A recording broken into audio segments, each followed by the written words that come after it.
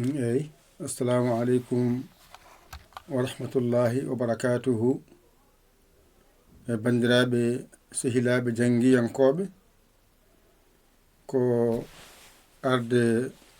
heɓɓitade windande men hande nde windande wattore 14 nde ene woodi hen musidɓe teskiɓe hen ɗo ñaaɗo ña ñi ko ñe fonno wonde ɗon ay sago ma ɗum heɓɓite fewnite nde wonno koye weeyo jogori moftoyade wadde garowo o wasa yiide saggere nde bindol ngol nde windi ha feewi kono ne woodi hen ɗo laaƴi seeɗa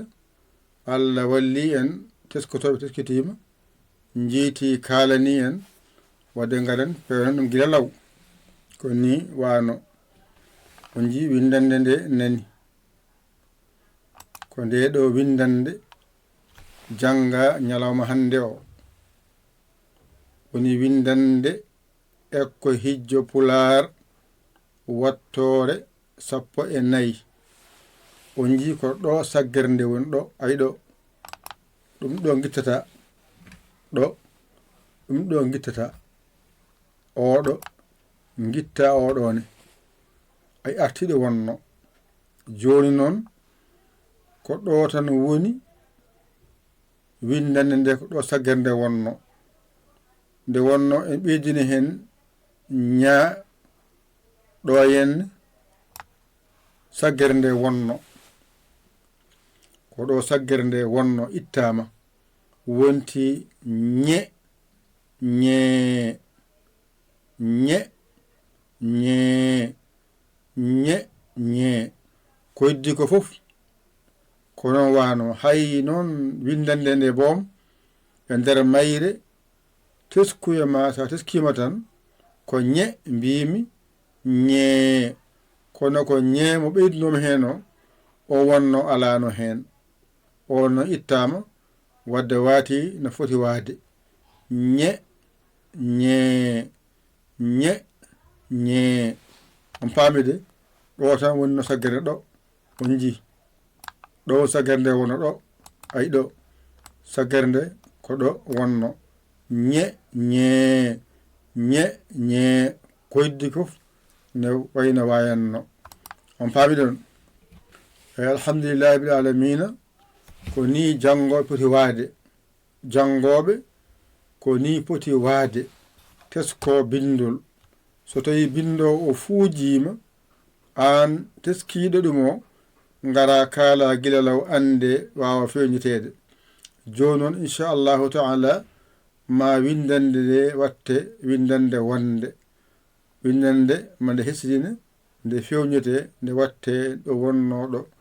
mbawan ɗum andude hiide janggo e jaam soto garoyi hen taw on ganata yo Allah wallu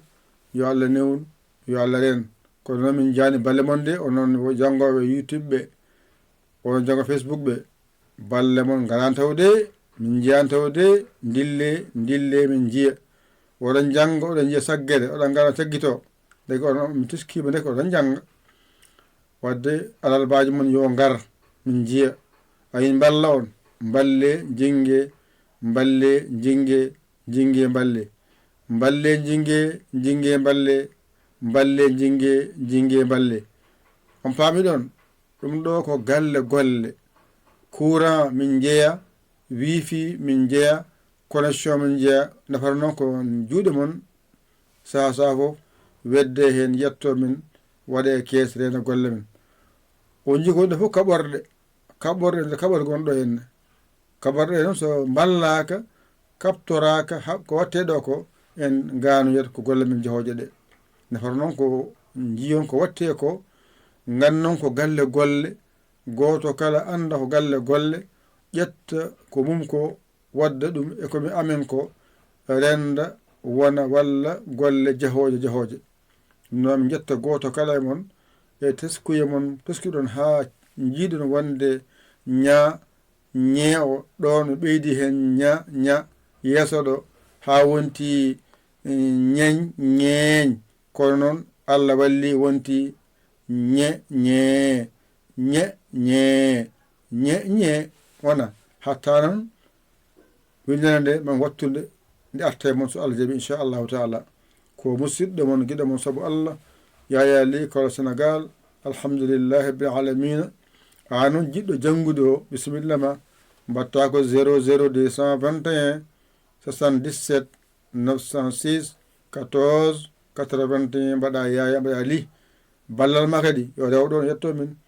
on saha jeewa sabo ngara kaala indema yettode ma mbiya ɗum ko ballalam faade jangde yahore dusam mi waɗi hen duusa am ballalam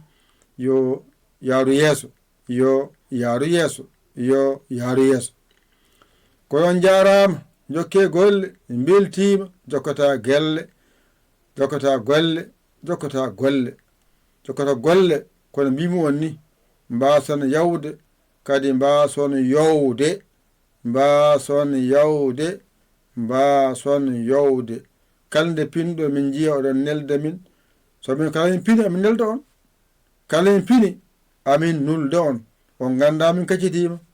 on gandama min gotto on gandama min kirto on ganda min celli ko yo ar tan yo ar yo ar yo ar so arani tan mi hatto mi anda arani so ari daƴƴama deƴƴama hay goto dillata ko haala noon moƴƴani e jangde janguinowo janguinowo wiide ko wallede ne walliri janguinowo wiide ko wallede ne walliri wadde balle janguinoɓeɓe balle janguinoɓeɓe noɓe janguiniri en wassalam wassalam wassalam